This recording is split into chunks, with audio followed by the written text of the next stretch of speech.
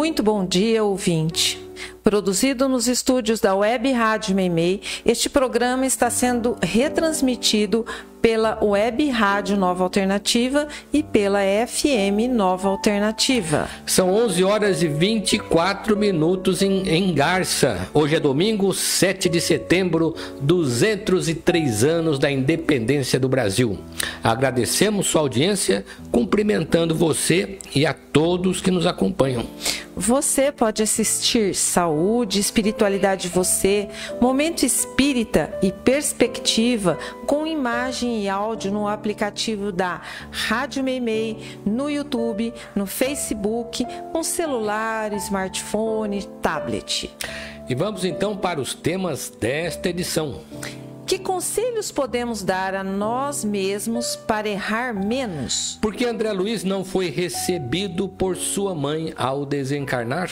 Que relação pode existir entre espiritismo e ciência? Qual o papel do cérebro nas lembranças de vidas passadas? A atuação de espíritos obsessores em vícios e pornografia. Qual a importância da família segundo o espiritismo? Lar Meimei promove a segunda noite napolitana, dia 20 de setembro. Você participa de Momento Espírita enviando perguntas ou comentários por WhatsApp para o número 14 981 05 15 35. Repetimos, 14 981 05 15 35. E atenção para o livro que vamos sortear logo mais em nosso programa.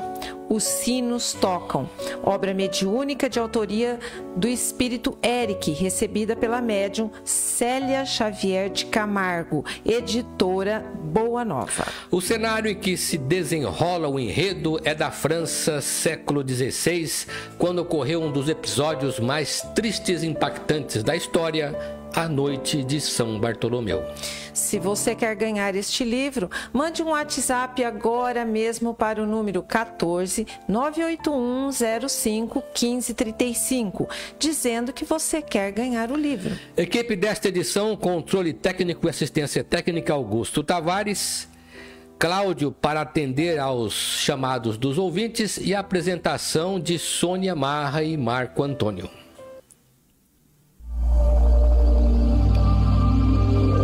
Momento Espírita. Um tempo de paz.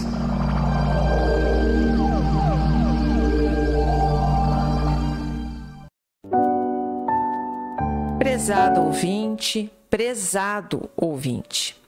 Conta Paulo Barreto, pelo médium Chico Xavier, que um sacerdote se esforçou muito para ajudar um jovem a se tornar um verdadeiro cristão.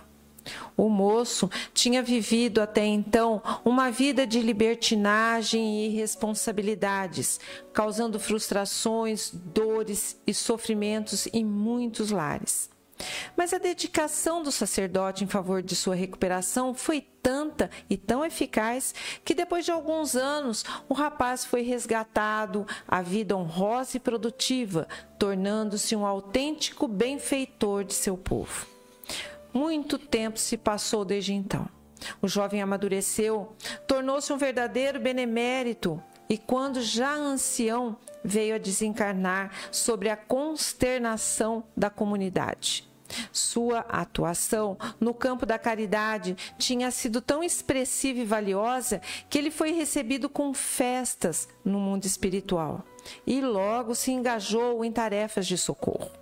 Certo dia, numa incursão em regiões de grande sofrimento da espiritualidade, onde deveria prestar assistência, ele ouviu alguém lhe chamar pelo nome. Quis reconhecer a voz e, quando se aproximou, para sua surpresa, encontrou entre os espíritos sofredores a figura do sacerdote, seu amigo e protetor. Não é tão difícil ensinar o caminho do bem, caro ouvinte, mas difícil mesmo é percorrê-lo, ou seja, colocar em prática aquilo que se ensina. Daí a conhecida frase: falar é fácil, difícil é fazer. É por isso que, na maioria das vezes, somos bons faladores e péssimos executores. Quando lemos os evangelhos, encontramos ali preciosos ensinamentos que Jesus nos deixou. Imaginamos que ele permaneceu falando o tempo todo. Mas não é verdade. Jesus não era um mero discursador. Acima de tudo, era um homem de ação. Acontece que tudo quanto pôde ensinar em 3 anos de apostolado, os discípulos sintetizaram em alguns discursos e parábolas. Entretanto, lendo os evangelhos, quase sempre vemos Jesus agindo. Poucas vezes ele parou para apenas discursar. Quase sempre saía com os discípulos para atender ao povo, reunindo em torno de si pessoas necessitadas nas mais complicadas situações de vida. Então, vemo-lo rodeado de pessoas pobres, miseráveis, mendigos, prostitutas e algumas vezes fariseus e publicanos a quem também pretendia ensinar. Jesus não tinha um local próprio onde podia transmitir suas mensagens. Seu campo de trabalho não era a sinagoga, nem o templo, mas todo lugar onde se encontravam pessoas em sofrimento. Ele ia à frente, mostrando aos discípulos como falar com as pessoas, como atendê-las e, sobretudo, como compreendê-las e amá-las. E de tudo o que fez, por todos os lugares que passou, restaram os escritos dos evangelhos, que são os registros que seus seguidores fizeram para preservar e divulgar sua doutrina. O mais difícil na vida, no entanto, é transformar a palavra em ação. Todos temos essa dificuldade, mas foi justamente com isso que Jesus se preocupou. Na grande maioria das vezes, sabemos discernir o certo do errado, o bom do mal, o conveniente do inconveniente. Sabemos ensinar, orientar, aconselhar, mas nem sempre, quando somos nós o protagonista do problema, sabemos de fato agir com sabedoria e prudência.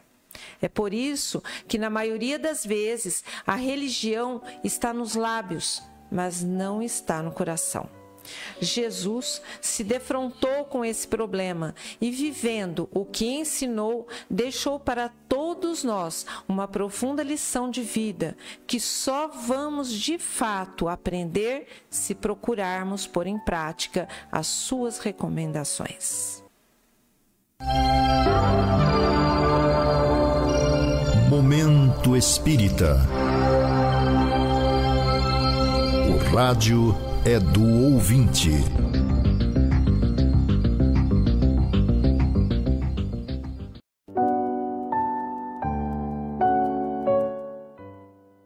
Vamos para a primeira participação de hoje. Vem da nossa ouvinte Valéria Silvério, residente em Garça. Ela diz que assistiu ao filme Nosso Lar. Quando André Luiz morre no centro cirúrgico, diz ao ouvinte, a mãe dele estava lá. Ele morre e vai para o umbral. Pergunto, se quando a pessoa falece e algum familiar vem e a resgata, por que André Luiz foi para o umbral? E quando ele foi para o hospital, não havia nenhum conhecido cuidando dele? A mãe ou um conhecido dele não poderia cuidar dele no hospital? Prezada ouvinte, não nos consta que a mãe de André Luiz estivesse presente no momento da desencarnação do filho. Pelo menos, o livro Nosso Lar não diz isso. Mas é bom observar que o caso de André Luiz foi diferente do caso do personagem Dimas, do livro Obreiros da Vida Eterna. No caso de Dimas, que estava tendo problemas na desencarnação, a mãe veio em seu auxílio. Por que essa diferença, então? Você perguntaria. É que Dimas, um simples operário, além do conhecimento espírita, ele tinha se dedicado à caridade e, portanto, espiritualmente estava numa condição bem melhor que a de André Luiz. O primeiro contato que a mãe de André Luiz teve com o filho aconteceu quando ele, em Nosso Lar, já tinha deixado o hospital de lá e estava procurando se integrar naquela colônia espiritual. A mãe de André, naquela ocasião, já era um espírito numa condição muito mais elevada que a do filho. Por tal razão, ela mesma não pôde socorrê-lo, nem na sua desencarnação e nem no umbral. Conforme lemos no livro Nosso Lar, ela precisou recorrer aos serviços de Clarencio, que com sua equipe foi resgatá-lo daquela condição de sofrimento. Mais tarde, para vir ao encontro de André Luiz, que já se encontrava em Nosso Lar, sua mãe precisou descer da condição espiritual em que se encontrava e se materializar, inclusive para poder ser vista pelo filho. Foi nessa ocasião em que ela se referiu ao marido, pai de André Luiz, que se encontrava numa região de muito sofrimento. Nisso tudo, caro ouvinte, você vai perceber que no mundo espiritual, os espíritos estão em diferentes níveis de desenvolvimento e o que acontece para cada um depende do seu grau de elevação. Por isso, nem sempre é possível a quem está desencarnando perceber ou encontrar familiares ou amigos logo após a desencarnação. Mas reencontrar familiares ou amigos na sua passagem é mais comum do que imaginamos. De uma maneira geral, ninguém fica totalmente desamparado. Certamente os espíritos que vêm ao nosso encontro quando estamos deixando a vida terrena são os que estão mais próximos de nós na escala evolutiva. Ou, num caso de merecimento, espíritos que se preparam para descer ao nosso nível. Seria interessante que você lesse o livro Nosso Lar e, para saber mais sobre o momento da desencarnação, o livro Obreiros da Vida Eterna. E atenção, daqui a pouco estaremos sorteando o romance Os Sinos Tocam, obra mediúnica de autoria do espírito Eric, recebido pela médium Célia Xavier de Camargo, editora Boa Nova. Se você quer ganhar esse livro, mande um WhatsApp agora mesmo para o número 14981051535, repetindo para você, 14981051535, dizendo que quer ganhar o livro.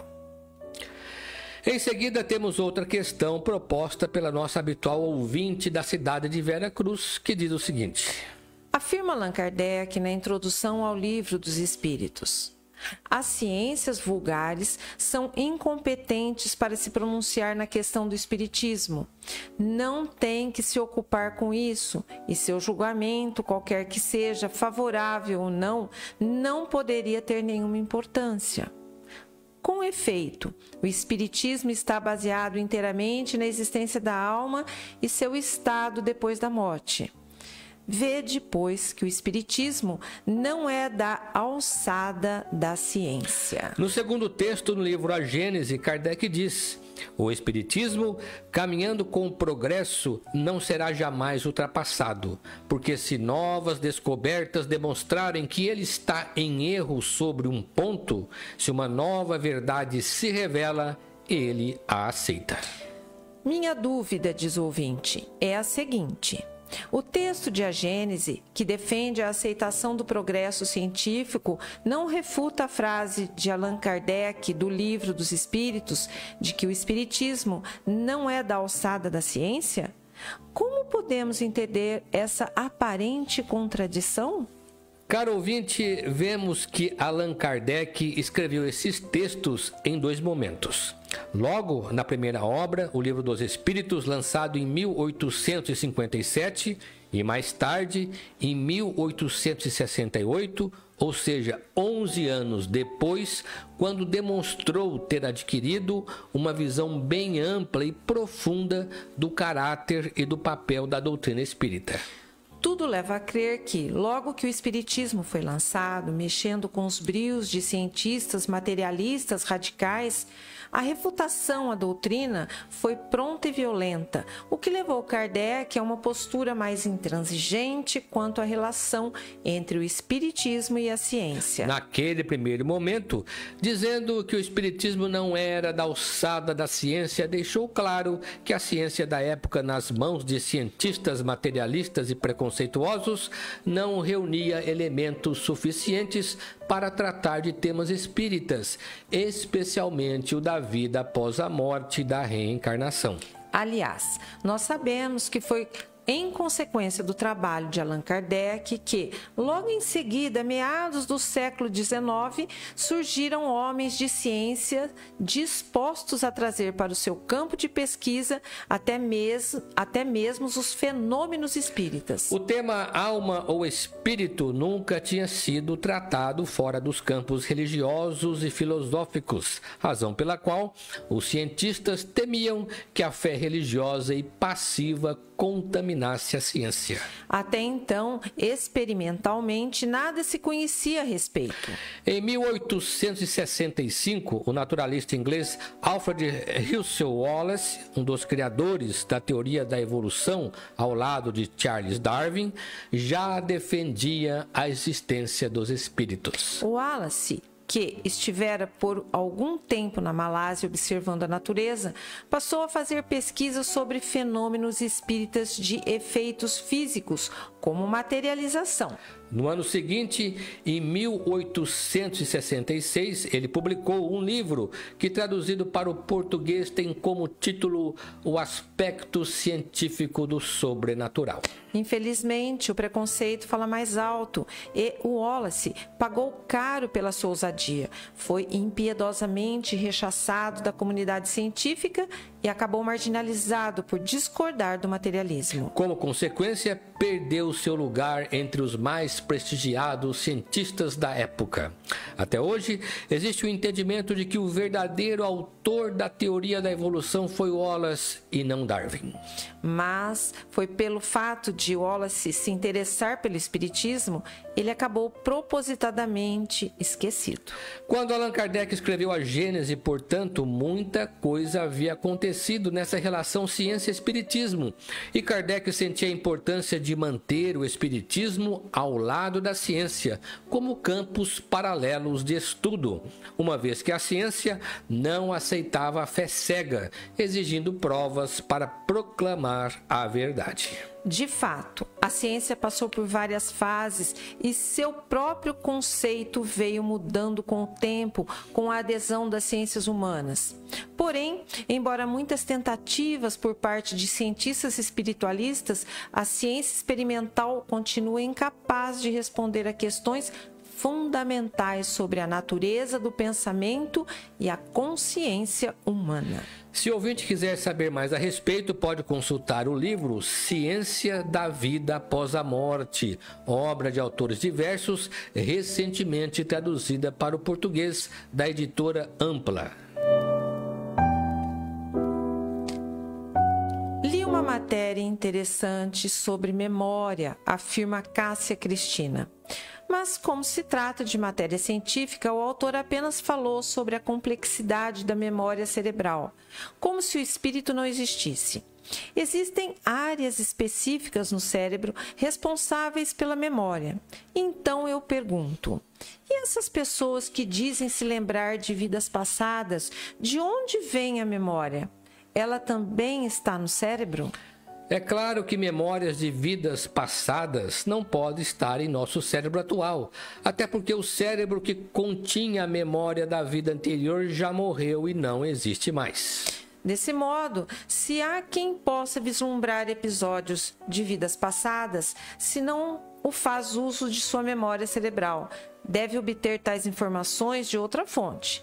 Essa fonte, segundo o Espiritismo, é o perispírito, que vai acumulando memórias ao longo das encarnações. Segundo André Luiz, a conexão mente-espírito se dá por meio de uma glândula endócrina chamada pineal ou epífise, situada na parte central do cérebro. Por motivos que desconhecemos, por meio da pineal, alguma memória passa do perispírito para o cérebro, fazendo vir à tona episódios de vida passada. Alguns estudiosos da reencarnação, sobretudo o Dr. Ian Stevenson, da Universidade de Virgínia, Estados Unidos, trouxeram rico material mostrando centenas de casos de crianças de várias partes do mundo que trazem esse tipo de lembrança, conforme o livro Crianças que se Lembram de Vidas Passadas, editora Vida e Consciência. Para nós são casos excepcionais, que exigem paciência e muito estudo, até porque raramente são detectados, mas podem servir de parâmetro para o estudo da reencarnação. Recordações de vida anterior, quando confirmadas por meio de pesquisas, são fortes indícios de reencarnação. No Brasil, tivemos os estudos científicos do Dr. Hernani Guimarães Andrade, autor do livro Reencarnação no Brasil, demonstrando, inclusive, a dificuldade de se localizar e se documentar tais casos devido ao preconceito que ainda paira na sociedade sobre reencarnação. E atenção, livro a ser sorteado daqui a pouco, Os Sinos Tocam, obra mediúnica de autoria do Espírito Eric, recebido pela médium Célia Xavier de Camargo, editora Boa Nova. Se você quer ganhar esse livro, mande agora um WhatsApp para o número 14 981 05 15 35, dizendo que quer ganhar o livro. Existem muitas coisas a que às vezes não damos o devido valor. A vida, por exemplo. A vida é uma bênção divina. Através dela, podemos ser felizes e proporcionar a felicidade aos outros. Por isso, é preciso defender a vida, a nossa vida e a do próximo. Pena de morte, aborto, suicídio e eutanásia são formas de violência contra a vida com as quais não podemos concordar. Lutemos em defesa da vida. Pena de morte. Um crime não justifica outro crime. Diga não. Suicídio. Um gesto infeliz. Dê uma chance a você mesmo. Existe sempre alguém para ajudá-lo. Aborto. Um ato de covardia. A vítima não pode defender-se. Eutanásia. Uma ação criminosa. Com confiança em Deus e o firme desejo de obedecer suas leis, a vida terá outro sentido. Mensagem em defesa da vida. Apoio. Federação Espírita.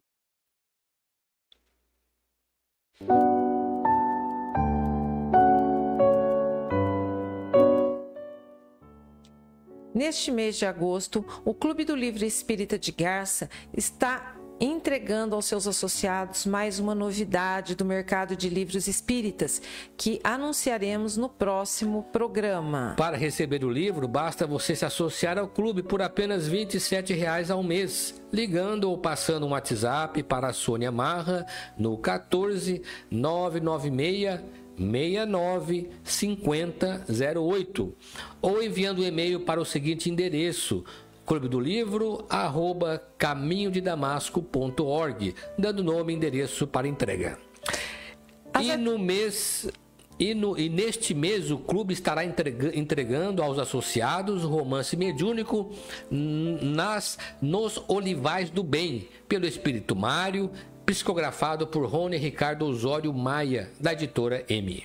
As atividades de evangelização infanto-juvenil acontecem domingo a partir das 9h45 no Lar Meimei. Às 10 horas temos a reunião dos jovens para discussão de temas atuais à luz da doutrina e uma roda de conversa de adultos sobre doutrina espírita. O brechó do Lar Meimei abre toda sexta-feira a partir das 13 horas e a entrada é pela rua 7 de setembro. No Caminho de Damasco temos grupos de estudo às segundas, quintas e sextas-feiras às 20 horas e nas terças-feiras às 19h30, abertos ao público. Você pode participar. Na segunda, sobre o Livro dos Espíritos. Na quinta, o Evangelho segundo o Espiritismo. Na sexta, leitura e comentários das obras de André Luiz. Atualmente, estamos lendo No Mundo Maior, sempre às 20 horas para quem quiser participar. Na terça-feira, com início às 19h30, temos o grupo de leitura do livro Paulo Estevam, autoria de Emmanuel, psicografia de Francisco Cândido Xavier, para quem se interessar. No site do Centro Espírita Caminho de Damasco, você vai obter uma série de informações sobre o centro e sobre o Espiritismo. Acessando o link www.caminhodedamasco.org, você vai encontrar todo o material informativo sobre o centro e suas atividades. No menu, você encontrará, entre outras matérias, as gravações das edições anteriores de Momento Espírita. encontrará também informações sobre o Clube do Livro, vídeo palestras de temas variados, bem como mensagens espíritas em card e em áudio. E atenção, o Lar Meimei estará promovendo e pede a sua colaboração para participar da segunda noite napolitana, dia 20 de setembro, às 20 horas, no Grêmio Teatral Leopoldo Frois, com finalidade beneficente. Os interessados devem adquirir o ingresso no Lar Meimei pelo telefone 34710604 ou nos centros espíritas da cidade.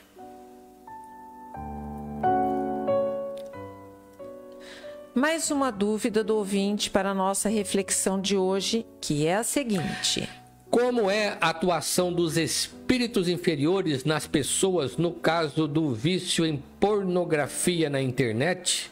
E em seguida, como é a intervenção ou ação dos espíritos inferiores no caso do vício em drogas ilegais? As duas questões podem se resumir numa só, porque a dúvida aqui é sobre a ação dos chamados espíritos obsessores, tanto em relação à pornografia que é veiculada pelas redes sociais, como em relação aos vícios por utilização de drogas proibidas por lei. O Espiritismo nos esclarece que, mais do que podemos imaginar, a população encarnada e a população desencarnada relacionam-se entre si pelo pensamento. É bom que fique claro que são as ondas mentais ou as ondas de pensamento que constituem um ponto de contato entre o nosso plano de vida e a dos espíritos. É claro que isso não acontece aleatoriamente, porque essas relações obedecem ao princípio da sintonia de sentimentos. De uma maneira bem simples, poderíamos generalizar dizendo que os bons atraem os maus e que os maus atraem os maus. O vício existe entre os viciados e os viciados tanto estão no plano físico quanto no plano espiritual. Assim, não devemos atribuir todos os nossos males aos espíritos, como não devemos atribuir a eles todo o bem que as pessoas venham a praticar.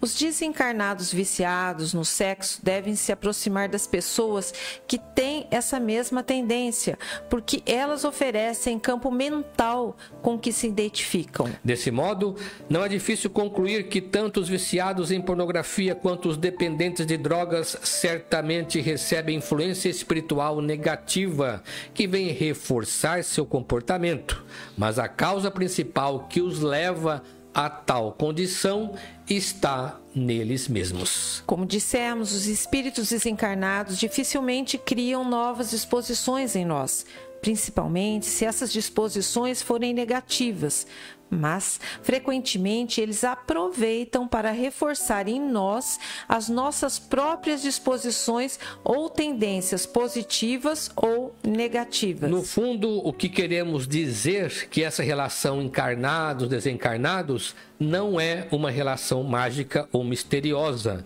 Ela tem causa em nós mesmos. E atenção para o livro que vamos sortear daqui a pouco. Os Sinos Tocam, obra mediúnica de autoria do espírito Eric, recebida pela médium Célia Xavier de Camargo, editora Boa Nova. E se você quer ganhar esse livro, mande um WhatsApp agora mesmo para o número 14 981 05 15 35 dizendo que quer ganhar o livro. Momento Espírita. Mensagem para a nova era.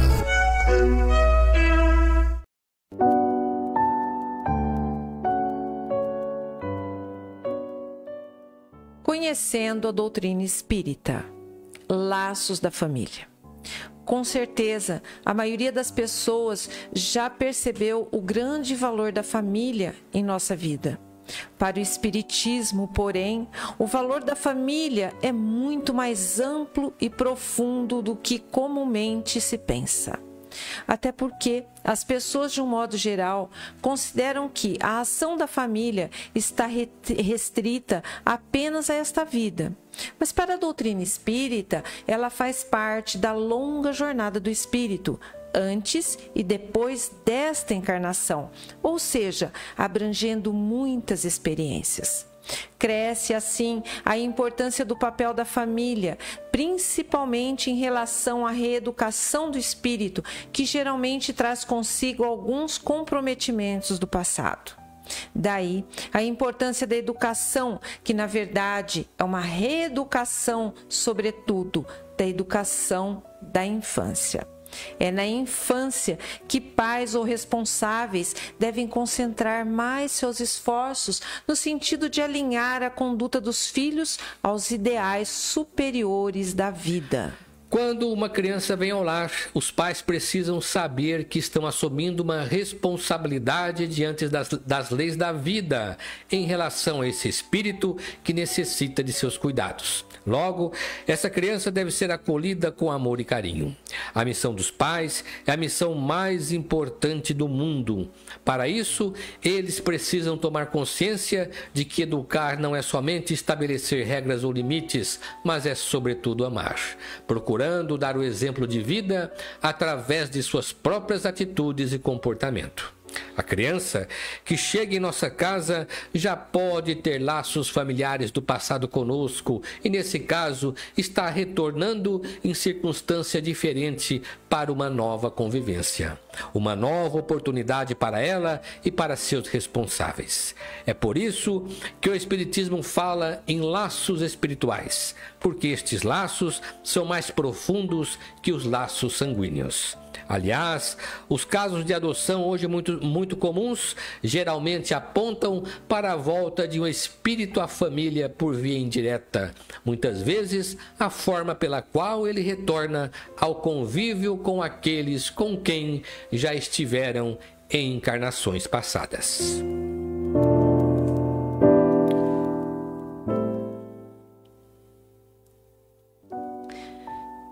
Chegou o momento do sorteio do livro que anunciamos. Os Sinos Não Tocam, obra mediúnica de autoria do espírito Eric, recebida pela médium Célia Xavier de Carvalho de Camargo, editora Boa Nova.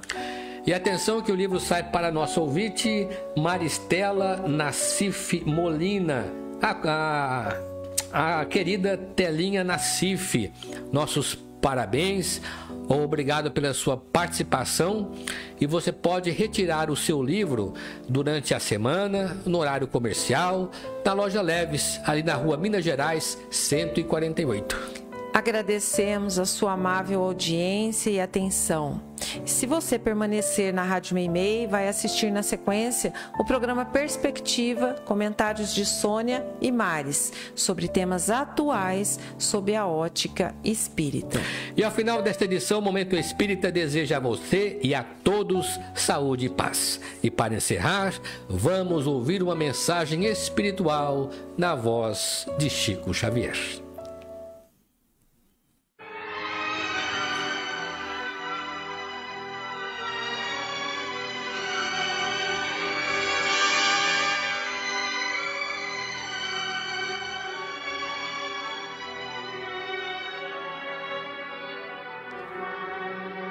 Acabou? Um momento. Antes de negar-se aos apelos da caridade, medite um momento nas aflições dos outros. Imagine você no lugar de quem sofre. Observe os irmãos relegados aos padecimentos da rua e suponha-se constrangido a semelhante situação. Repare o doente desamparado e considere que amanhã provavelmente seremos nós candidatos ao socorro na via pública. Examine o ancião fatigado e reflita que se a desencarnação não chegar em breve, não escapará você da velhice. Contemple as crianças necessitadas, lembrando os próprios filhinhos. Quando a ambulância deslize, rente ao seu passo, conduzindo o enfermo anônimo, pondere que talvez um parente nosso, extremamente querido, se encontre a gemer dentro dela.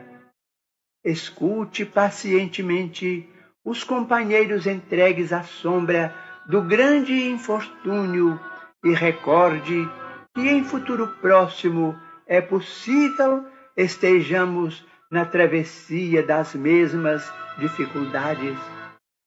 Fite a multidão dos ignorantes e dos fracos, cansados e infelizes, julgando-se entre eles, e mentalize a gratidão que você sentiria perante a migalha de amor que alguém lhe ofertasse.